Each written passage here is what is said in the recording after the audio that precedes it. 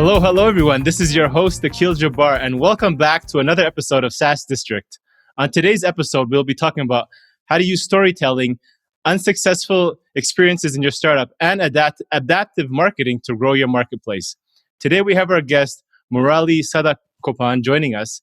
He is a marketer and comedian. He's a storyteller who loves communication and solving problems in the web space. He founded a company, got funded, grew it, and then had an unsuccessful exit, which we'll talk about today, where he says he left with no money, but he got lots of experience. He then used that experience and now is the marketing director over at Freshdesk to help grow their marketplace. About his passions, he's a stand-up comedian with a strong theater background. He's invited to perform in the Short+Sweet Festival in Sydney, and he's always looking forward to talking to people, and that's why we joined him today to talk more about his experience. So he's the head of ISV partnerships and partner marketing at Freshworks Marketplace, where he handles all the marketing. And welcome to the show, Murali. Glad to have you on. Absolutely. It's a great pleasure to be here. And I'm really glad. I've been excited to be on this podcast, and I'm looking forward to what we have in store. Awesome. So before we get started and to set the show here, I think we have to start off with a joke. I know you're a comedian. I've seen your skits. They're pretty hilarious. For people who want to check them out on Instagram, that was pretty good. So if you don't mind, I'd love to hear a joke. It could be nerdy or not. You go for what you have. Fantastic. So see, the stand-up comedy persona is very diverse, very different from what I have in the marketing and tech space. So I'll try to combine the two and make like a marketing joke of sorts. Sure. So there was this one time I went to this really popular marketing conference here in India, in my country. So there's a marketing leader, very smartly dressed up, comes up on stage and says, "No marketer ever says the truth. Take it from me. I'm one of the world's best marketers out there." And the irony of that was I'd never seen that guy before. And the primary thing about marketing is that most people want to confidently be able to spout what they think they know.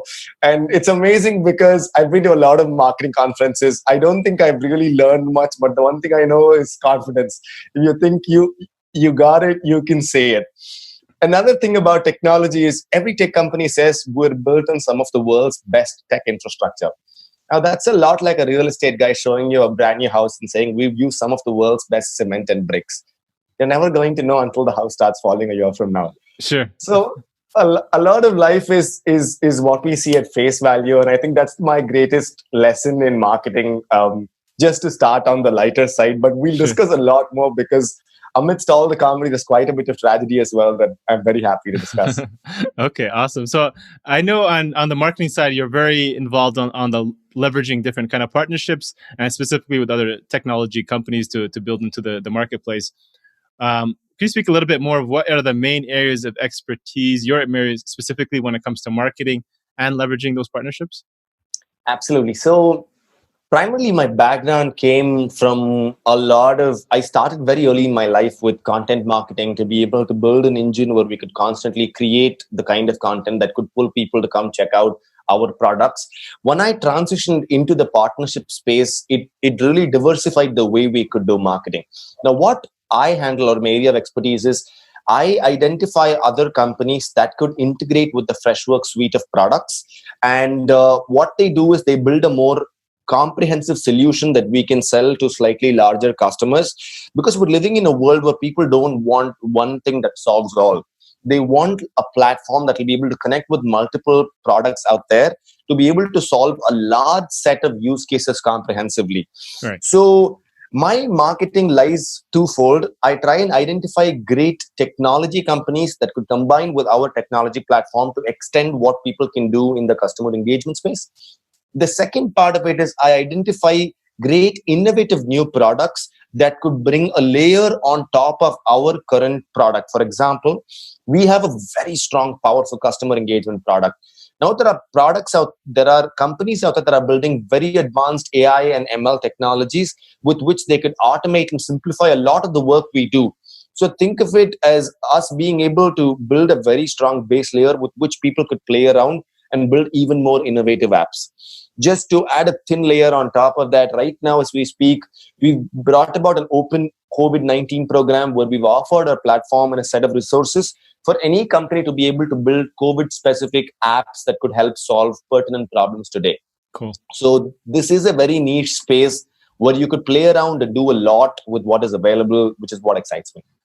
That's awesome. Yeah, I also know, I don't know if Freshworks does this, but I know some companies, for example, like Amazon, they open up their space and they want people to, integrate within their platform. And if they bring in some innovative ideas, that's how they end up looking at some of their acquisitions as well. So for people out there, tech owners who are looking for strategic acquisitions to the big boys, it's a good way to get in. And if you're making some noise and you get their attention, that's a way to get their attention, right? Absolutely. Yeah. And just to add to your point, there have been quite a few companies who have integrated with Freshworks and eventually gotten acquired as well because they were too critical to the scheme of things in Freshworks. We realized, why integrate with them? Why not just have them in?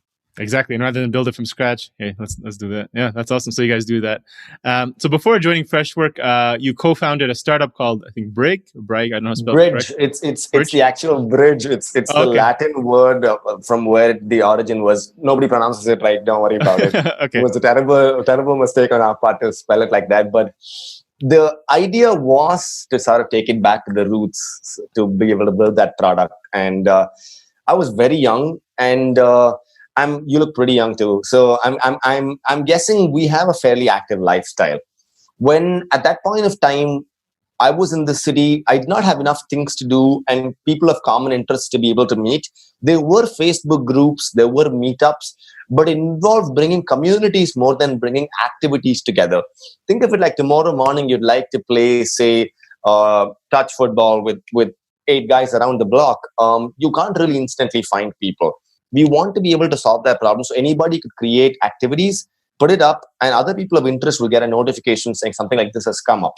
Think of it like a Bumble date, except there's no girl and there are no dates. You just meet other people and have fun. Sure. So people started joining in. People used to do fun things like go on long, motorbike rides. People used to play, sports together. People used to do tree plantations and charitable campaigns. So that was the agenda with which we started, and it was received very well in the early stages. Nice. So you raised some funds. You built it up over, I think, 2 years or so. Then you say you ended up with an unsuccessful exit. Can you share that story of what that unsuccessful exit meant and what does that mean? Absolutely. So it's every founder's dream to say, hey, I'm a serial entrepreneur. 5 of my companies have been acquired. I have like X million dollars in cash. I would have loved to say that story too. Unfortunately, life works itself out differently. We were young and we were really charged up by this idea. And when we pitched this idea to people, everybody liked it. When I told them, hey, who do you play golf with? They were like, sometimes my friends were available, sometimes I'm bored. I'm like, how, if you could find other such people to play anything with or connect with or do things with, wouldn't you like it? And they loved it. So we scaled to about 100,000 users very quickly. And people were constantly doing activities. But the thin line in that was things were free, right? As long as they were free and people could do stuff, they were doing it. Now, we had a very difficult fork in the road. We could go down the ads path where we put ads there and people could find this slightly an hindrance to the experience. Or we go down the paid experiences path where people have to start paying. Now, that also becomes very touch and go because who would pay for it? I'm creating an activity to find other people. Why do I have to take the brunt of paying for this? So we weren't able to break that much needed fork and decide which way to go. And at that point, we had put in quite a bit of money to put this product out there, which we'll discuss a lot more about in terms of how money has to be spent. We put a lot of effort in putting this product out there and people had received it well. Now, as the activities started going up, we had to find ways to back how money comes in for us to get a next round of funding. And 100,000 users is a very dicey spot. It's neither a million free users, neither is it 5,000 paying users. It's 100,000 free users. Good so point. At that point, we were finding it very hard to raise our second round. We already raised the first round. And all the people who invested into young entrepreneurs who had been very established in the industry. They loved the idea. They said, I want something like this. Most of them signed up for it too, the investors themselves. But the second round was very difficult. So what we did was we went to quite a few companies to say, this is a product with a great infrastructure. Could you use it? To build something on top of it in a very different way. Would you want to use it as an office, internal office connecting platform or something else of that sort?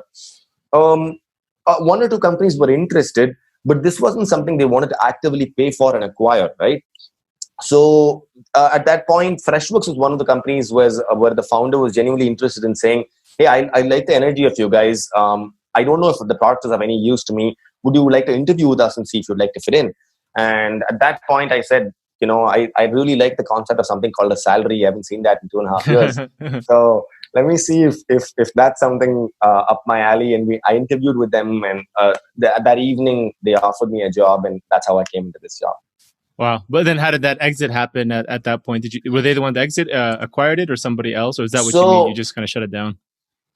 neither actually. Very interestingly, the investors were okay. They were very good investors, young people who loved young energy. They said, if there is a way, even after you've taken this job, to find a way to pass on this infrastructure to somebody to be able to make some money out of it, we don't want any of it. If you guys could get, because we hadn't taken a salary in 2 years, and life had become very difficult in those 2 years. You know how the early years of an entrepreneurship is. Mm-hmm. So they were like, if you could make some money out of this, do it. So we kept it on hold. We continued to run the Amazon service for another year and a half.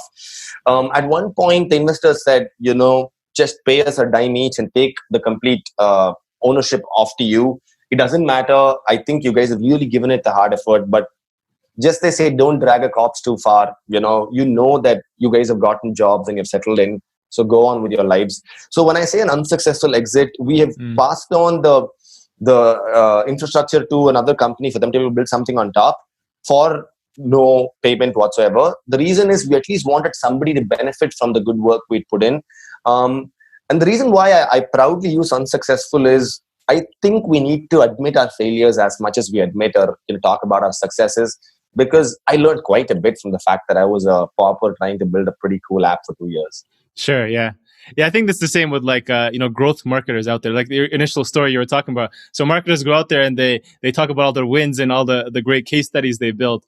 But if you look at the data, I was speaking to, the Growth Hackers CEO, and they were saying 75% of experiments fail. We don't see that 75%, right? All we see is that 25%. So yeah, you're right. So it's nice to hear what the real story is, right? Yeah. Yeah. So I guess, adding to that, knowing what you shouldn't do and focus where you shouldn't focus is equally or maybe even more important than executing and building a business, because you need to know where to focus and being crystal clear on that. Looking back, what are things you think you wasted resources on, and what wouldn't you do today if you were to start over again today, going back to that same company? Two things I would say. I think marketers don't make, and I don't want to say it this way, don't make for great CEOs if marketing is all they got. Because you got to have a guy with a great product head in your mind. And I swear today by the logic that great products sell themselves. Freshworks has taught me that you build a badass product, you could do a little bit of sprinkling of marketing and it will go all over the place. The vice versa is very, very difficult because the product is not good enough. The gas will give out at some point of time. Exactly. So I wouldn't say that our product was gas, because it was solving a very specific problem. But the way the product was built, it had to not just solve the problem, it had to eliminate other people from ever building something like that. But Facebook was constantly innovating. I'm sure somebody must have spotted something like this. They had built out events by then. Meetup was diversifying to be able to create real-time events as well. Everybody was trying to shove us out of the market. So we spent a lot more marketing dollars to put us in the market. Now, in this fight, what we should have put into creating a product that helped keep users together, we were trying to market to get more new users. In this little struggle, along the way, we'd run out of cash. And, the popular term they use, runway, was very, very short. And we needed more marketing dollars. And despite every investor said this, if I gave you money, I know you guys will be able to market this great, but I'm worried this may not be my best investment. Instead, if we built a great product that had 10,000 really, really active paying users, trust me, I would be doing something very different today. So focus on the product-led growth at that point. So instead of getting the 100,000, let's focus on, we have these 10,000. Let's just keep giving them, awesome stuff and keep them engaged. And at some point, maybe they'll convert, right? Yeah. Most of the great products today are that, right? All of your Apples and all of the great products you're addicted to, they started off saying, I'm going to build a great product. All I'm going to even say in the marketing side is, hey, check this out. That's all you need, because the minute you get your hands on it, you're like, man, this is outstanding. Exactly. And that's actually something at Horizon Capital. We look at when we look at products for acquisitions or investments, we look at companies who, product led CEOs who built amazing products, have low churn, high lifetime value, high engagement, because we know that and a lot of them say, look, I haven't done any marketing, but they've gotten to a certain point with zero marketing, and that's perfect. But they're tired, they're burnt out, they don't want to think about marketing, and that's fine. That's at the point where we come in and we feel confident to grow it because that's what we're good at, right? And Fantastic. yeah. So what made you? So you decided to join Freshwork at that point. You wanted a salary, but you had a choice at that point. You exited the business, but you had a track record. You've learned some experience, marketing, entrepreneurship. Why didn't you go and maybe say raise another fund and build something new? Was it just because just to change it up and because the opportunity was there? Okay, so there were three things to this. At that point of time, I was 26 years old, and I don't think I could call myself a wise guy at 26. I was still, by most VC standards, when they looked at me, and I still don't look like that, they were like, "Who's this kid?" So I had built a little bit of expertise, but what the right term they should use for is experience, which was not something I was backed by, because I'd already been running this from 24 to 26. And it's a very sweet time where most people try and learn a lot. And if you see, some of the most fabulous founders today are between 35 and 45, and they've built outstanding products because they've spent 15 years between 20 and 35 learning how to build that product. Right. So when Bridge failed, I realized, out of all of the failures, the one thing I should have learned was what it goes into building great products, what goes into building a great company. And the only way to learn it is to actually work for a company where people have done that and done that in fabulous fashion. And now today, Freshworks is sort of a fabulous, well-established brand. 3.5 years ago, when I joined them, they were still a great brand. But what I loved about them was there was hockey stick growth. Everybody was talking about it. They were like, who are these guys? Remember that new kid in NFL who everybody's like, man, that guy's got a great kick to him. Something like that. So we were like, I'd like to come here and learn from them as they grow, because this had a great mix of three things: good product, fabulous growth hacking and marketing, and three great investment backed support, which means if we wanted to do something crazier, there were investors saying, here, take the money to do it because I know you guys can pull this off. So and all of this was after I got the job, because we had not gone to the CEO to find jobs. We'd gone to the CEO to see if we can pitch an acquisition. Right. So at that point, I realized, Murali, this is a good time to learn stuff. If you could go out and try another entrepreneurship, you could talk about your experience as an entrepreneur. But instead, 5 years down the line, you're an unsuccessful entrepreneur who's raised investment and brought a company to a certain level, while also learning 4 to 5 years of what it takes to be able to build a genuinely successful working product, build a good partnership engine. So tomorrow, investors are a lot more secure but confident in backing you if you want to go out and build something again, which is why I decided I'll take the job. Yeah, makes complete sense. And what would you say are some key lessons you learned from your venture that you brought over when you first started at Freshworks, if there was any, and maybe there was something the CEO saw in you that you could help them, from those 2 years of experience? I remember one thing. I'll tell you both the positives and the negatives, right? Okay. There's being a founder would mean it's a very tight rope you walk. So when you walk in, and let's admit this, every founder comes with a little bit of ego. Man, I've been a founder before. I think at some level there's nobody above me. So when we came in with that attitude of wanting to build something and to be able to own building that something of sorts. So we had that complete approach to it. For example, we look at everything like a small startup, which is, so when I came into Freshworks, I looked at everything like, if this were a startup, what would I do? So it went from creating a very strong market research to be able to create a business plan, to be able to understand all of the shortcomings there could be, and things like, even this simplest project would mean that I was going to look at a SWOT analysis for it and see whether this was something that's going to work, and then put out a metrics plan to see if the money would result in ROI, and then actually go out and do it. So it had a very comprehensive approach to it.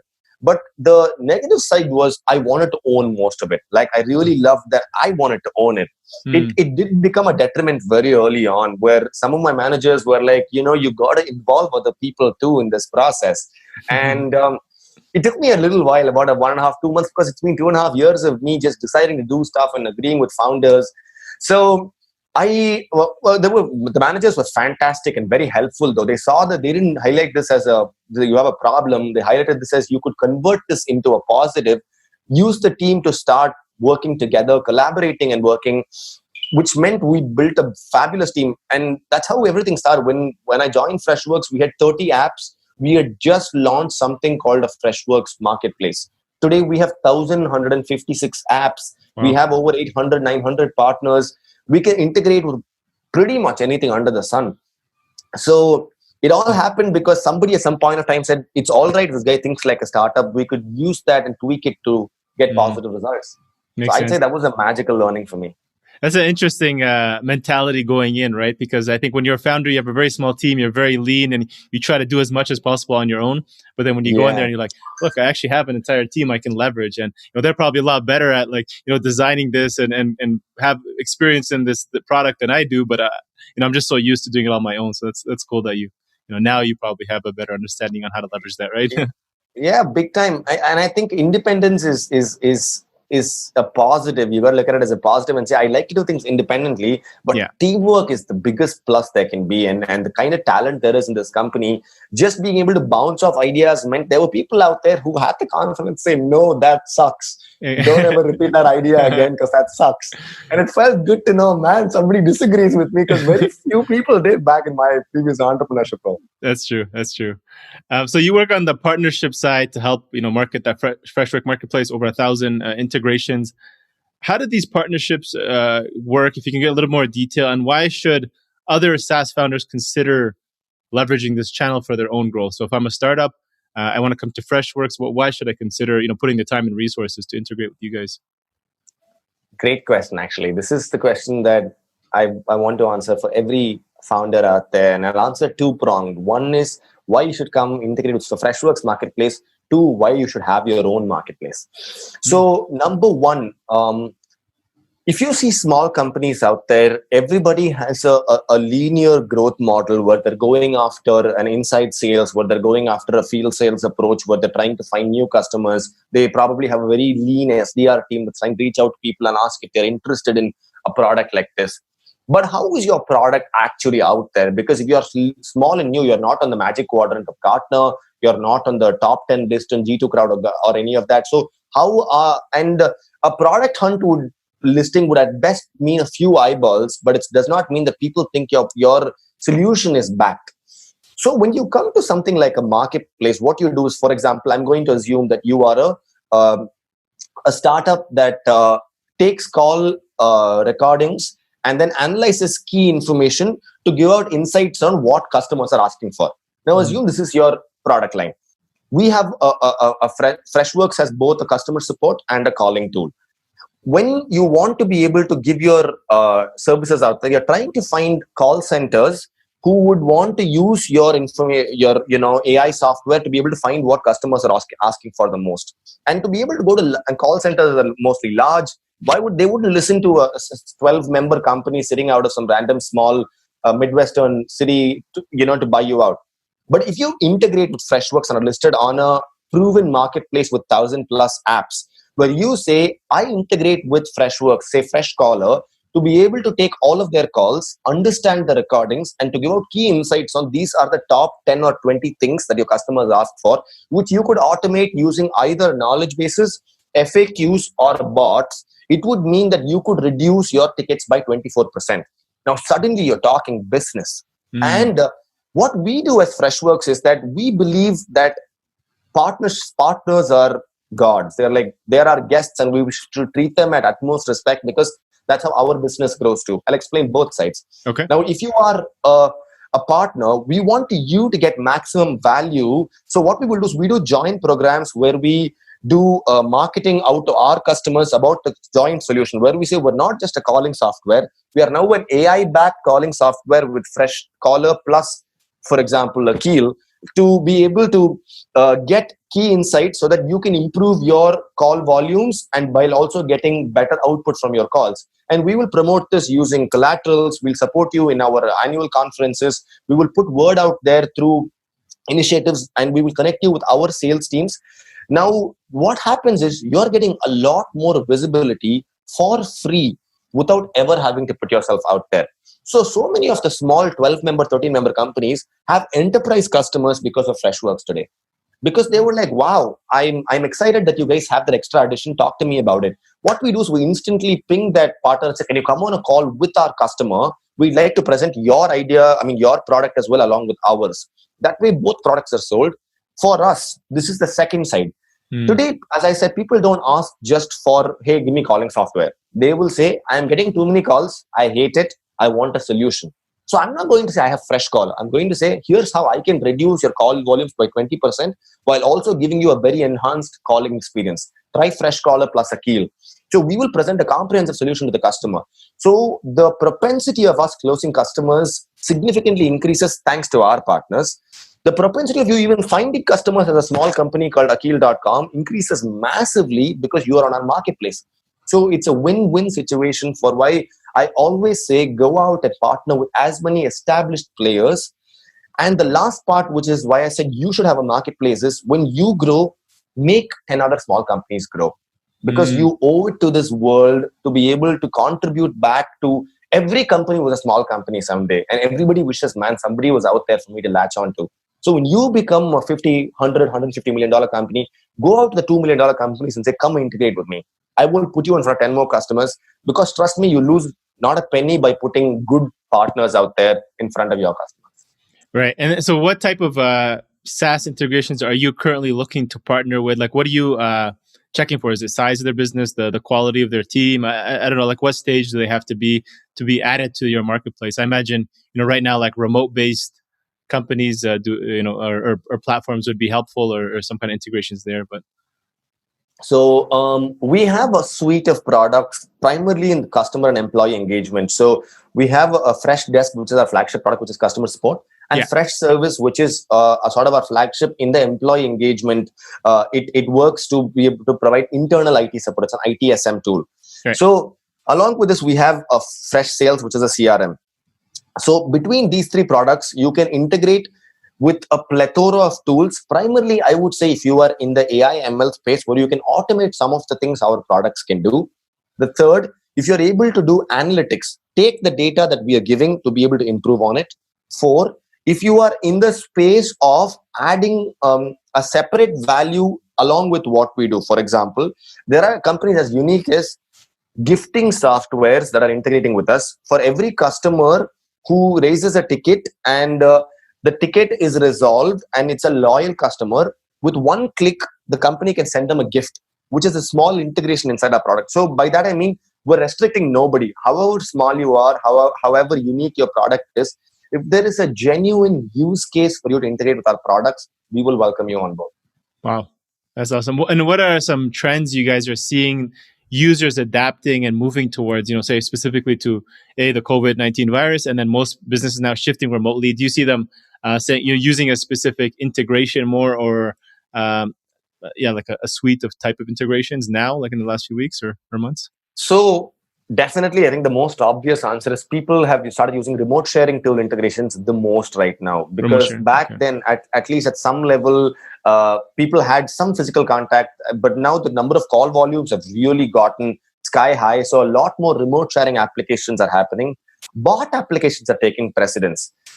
I can't take the number of calls, man. Customers can't stop nagging me. If I could remove 30% of those calls, I would love it. So bot integrations have really taken precedence, where if it could deflect more than 25-30% of our incoming queries.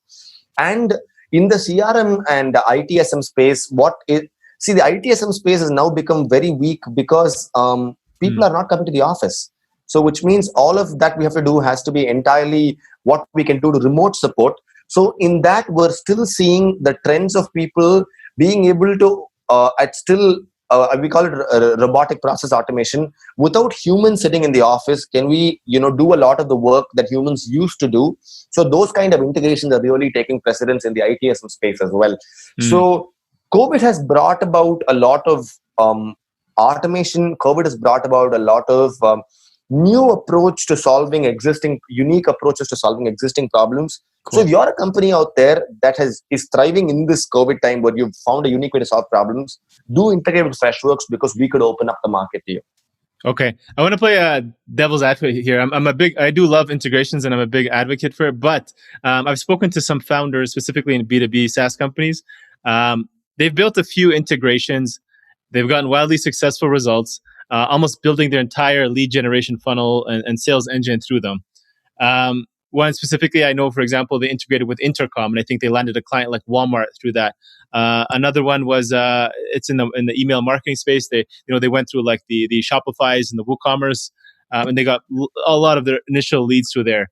But then they say, okay, wow, it worked with Intercom, or worked with WooCommerce and Shopify. Let's go after Magento. Let's do this. Let's do that. Let's double down. It's worked. And what happens is they get nothing. Okay, so from your experience, like they say, look, then we ended up doing like 30 integrations. We spent all this development cost.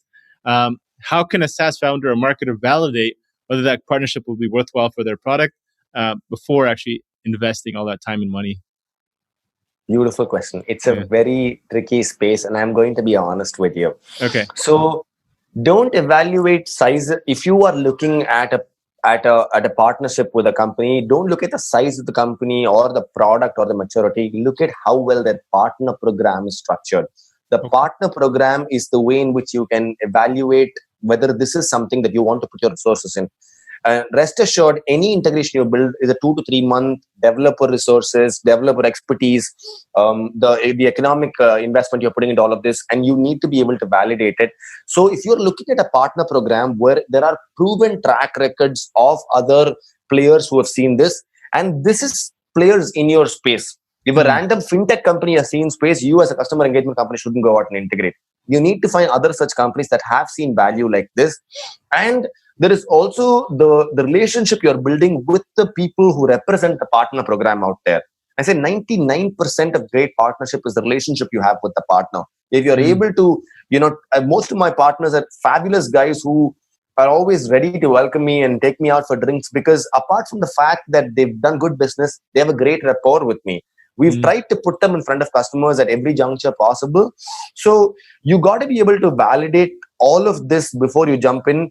I don't want to blame any of the companies you mentioned, but if their partner program was not built with proper razor sharp precision, and it should be the first thing I said, partner focused. It can't be me focused. If it is pay me X amount of money, whenever I think a customer will ask, I will let you know. Apart from that, I will do no marketing to promote you. That's not a product company you want to partner with, because it's like gambling. You're shooting in the dark, hoping you'll hit someday, and that's not worth it. And there's no data, right? I don't think they really share their data. And even though it's it might be specific to one company, that could have been at a certain time, but it might not apply to you, right? Do you see that, like, for if you have your competitors listed on there, would you want to also go there as well? I would say it'll come to a point where it'll be criminal if you're no longer there. So don't push it that far. If all of your competitors are there, they are there for a reason. Exactly. Now, I and my partner, so my closest allies are the sales teams, because they keep coming to me and saying, I have this problem. You have a partner who can solve this problem, because otherwise I lose the customer. This is a common thing I keep hearing from sales guys. I had a great rapport with them. So at that point of time, the ones who were listed, I used to keep picking them and saying, hey, this guy can do it. Check it out. And they're like, this guy is not a great player in this region. Do you have another player? And I was like, there is another player, but he's not integrated with me yet. So I'm sorry. And I have actually at times gone and reached out to them and said, I have a customer interested. If you integrate with me by July, I will give you a customer. If not, goodbye and good luck. Wow. So we're open. We're very open in the sense, see, I think there's only loss for us if we don't integrate with good people. There is no win for us if we don't integrate with people. So we don't do favoritism. And how it also works is our marketplace is open in public. If a customer says, for example, do you have an AI bot integration? I would be like, check out our bots, category in the marketplace. Whoever you think fits best, we're happy to pull them on during the demo. So we're not trying to be a favorite for anything. We believe every partner matters. And every partner who we've pitched to says, all of my competitors are there. How do I know I'll have business?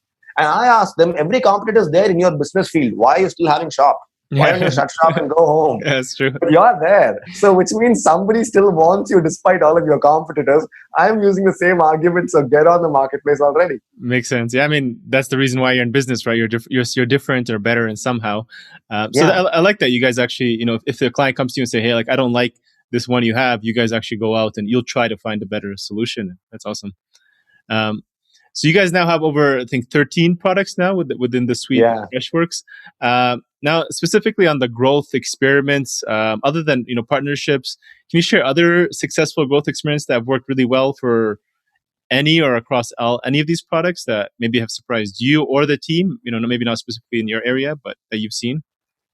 We're a company that strongly, every part of us believes that if it works for you, only then should it work for the world. Every product has been built that way. People don't know it. Apart from Freshdesk, even Freshdesk at some level, I'd say was an experiment. After that, when Freshservice was launched, it was launched after we'd been using it internally for over 7 months. Wow. We realized that the products we'd been paying for were costing us a fortune. We were a 300, 400 member company. We were like, is this something we can build with the infrastructure we have and the experience we have building Freshdesk? That's how we started building Freshservice. Another great growth metric you want to spot is how are customers using my product for things that I didn't pitch it for? I'll explain what this is. Freshdesk is a customer engagement tool. It was built to provide customer support to your customers.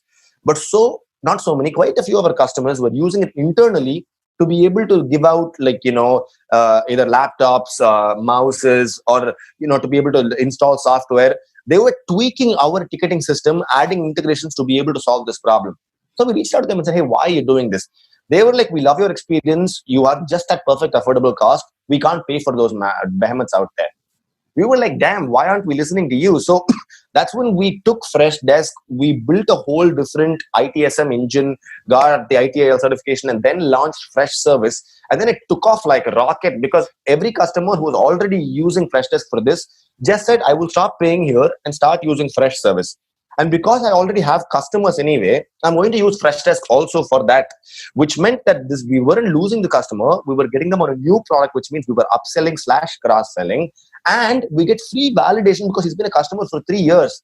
So he was screaming off of rooftops saying, guys, they got Freshservice, which is as good as Freshdesk, but different. Yeah. So Freshservice picked up like that. So I would say the two things you got to look at is it should work for you. Every product of ours should work for you.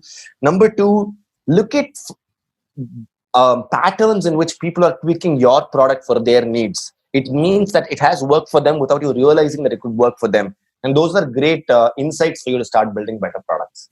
Love it. So you guys actually just solved your own problem. Like you had 700 clients ready to use this product, and then you built it. And then the second was just listening to your customers. Like that's awesome. Yeah, it worked well for us, and that's one of the practices that has helped us scale to where we are today. Nice. So what's next for you? What's next for Freshworks? And I guess what are you guys looking forward to for the rest of 2020? 2020 has been very challenging, Akhil. I'm not going to lie about it. 2020 for everybody, shook us up big time. People began to wonder whether business would be the same. And if you see, we have been some of the fastest growing companies out there. Every year we've been clocking mad growth, and we came out of India, and for us to be able to challenge Silicon Valley leaders out there in very large mid-market enterprise deals was a big deal. But this year was definitely different for us. And right now, it's not even like we don't even care about competitors. Just for us internally, it was very difficult because we had businesses that had not opened for 4.5 months. And we can't blame them for saying, I don't want to continue using your support software because I don't have any customers to support, man. I haven't opened my manufacturing industry in 4.5 months. And quite literally, my employees are sick. So it was a very difficult emotional situation for us. And our CEO, being one of the most empathetic people out there, he had an honest, plea and said, we need to understand our customers. I know every company says be there for your customers. Every company says do what you need. But now is the time we truly do it. If you are out there, you got to listen to your customers and see what we can do to support them. So some of the things we did this year, and I'm really happy, is especially in India, we provided our software for free to multiple key initiatives so that they'd be able to use that to help COVID patients, we used our bot for people to be able to register COVID testing. If you're worried you may have symptoms, We had a bot with which it answered a few questions so that you can understand if you genuinely have those symptoms and get a test slotted and things like that. Cool. We started a startup program this year where if you are affected by COVID and your business is weak, we will give you our softwares for free or at really nominal prices. You can just Google Freshworks COVID-19 and you will find that link come up where you can go and sign up for our softwares. What we're looking this year is, I think we've overlooked great growth and revenue. We want to be out there to be able to support teams that are struggling, remote teams that are still trying to rebuild from all the impact that COVID has done to them. I think that's what 2020 is for. I think 2021, we are going to go back, pull our socks up and start hitting straight sixes and home runs. But 2020 is a year we want to sit back, listen, and genuinely be out there for the people that matter. That's awesome. Kudos to your CEO and the leadership team, whoever kind of made that decision. So, that's awesome. I know that's what a lot of companies are saying right now, right? They're in survival mode. And I mean, if you're there to help them in any way possible, like that's huge. So that's great. And are you guys already, working remotely and having that infrastructure, or was it a big kind of change for you guys internally? We have always been a very work from wherever but work well kind of an approach company. Here you see our offices are very relaxed, more beanbags than chairs, and it's a very relaxed setup. So when we all had Macs as well, so the minute this happened, even a little before the government announced the lockdown, our CEO said, "Please safely don't come to work anymore. You please stay at home." And everybody could work remotely. Again, there are tiny things like Wi-Fi problems and simple fact that it's a mental miracle to work in a bedroom all day. It breaks your head open. So they were still helpful. They in fact opened up a tiny sort of an extra financial package for you to be able to buy resources that you need to be able to work through COVID. And he offered that to all of the employees. And very early on, he announced saying, we don't want any employee to come to the office until the end of December. We are giving an optional work from home for you to work at home forever till the end of 2020, because this is not something where we desperately need you to come here. As long as you are able to keep the cycle rolling, you're able to work comfortably at home, please go for it and buy whatever you need with the resources we're providing you, but stay safe and stay home. Nice. Awesome. Well, I'm sold on the integrations. I'm even more sold now after this conversation, and then also Freshworks. So people who are listening to this, highly recommend you guys check them out. I've used them in the past as well, and I know their product is fantastic. So on a lighter note, maybe let's finish off with a final joke to end off the episode, and where can our audience get in touch with you, learn more about what you're working on? I'm not going to do a marketing or a tech joke anymore. I'll do one joke about appraisals in general. And appraisals are a lot of fun. I've been in some pretty hilarious appraisals. I was in a very difficult company very early on in my career, where there was a manager who was a master at talking. So one day he pulled me in during the appraisal season and said, "Murali, you were amazing, but there are just about 9 people ahead of you on the bell curve. You were a 10-member team." And he says, "It's not that you were bad. It's just the first half and the last 2 quarters when you were terrible. So at all points of time, you don't know you're being screwed." So he finally ends up saying, it's not, so there were 3 buckets, first, second, and third, and then, you get into go back into probation and stuff. So he says, "I want to give you the first and the second bucket. But here's the thing. If you were deserving of it, I would have given you that. So I would say what you're deserving of is the third bucket, and I think you should be delighted with that." So he convinced me that I sucked without ever actually telling me. And before I knew it, I got a pittance, like a box of groundnuts in my pay package. So appraisals are hilarious for me. I've learned a lot. And today as a manager, I've been very empathetic to my employees thanks to how managers were to me back in the day. Nice. I'd love to do that kind of appraisal system and maybe learn to have a manager like you. Cool. Fabulous. This was awesome. Great, Akhil. It was great fun, and I think it was a great learning for me to be here. And thank you so much for this. Absolutely. Thank you. Thanks again, Murali. We'll be in touch. Have a great day. Take care. Thank you all for listening in to today's episode. Don't forget to join us for another episode where we interview top leaders and experts in the business and SaaS industry. If you enjoyed this episode, I ask that you please give us a 5-star review on iTunes. That would be really, really appreciated. Otherwise, if you have any feedback, suggestions, or improvements for this podcast, please feel free to send it directly to me on our website at horizoncapital.com. Or you can just tweet me at Akil Jabbar. Thanks again, and hope to see you guys on the next episode.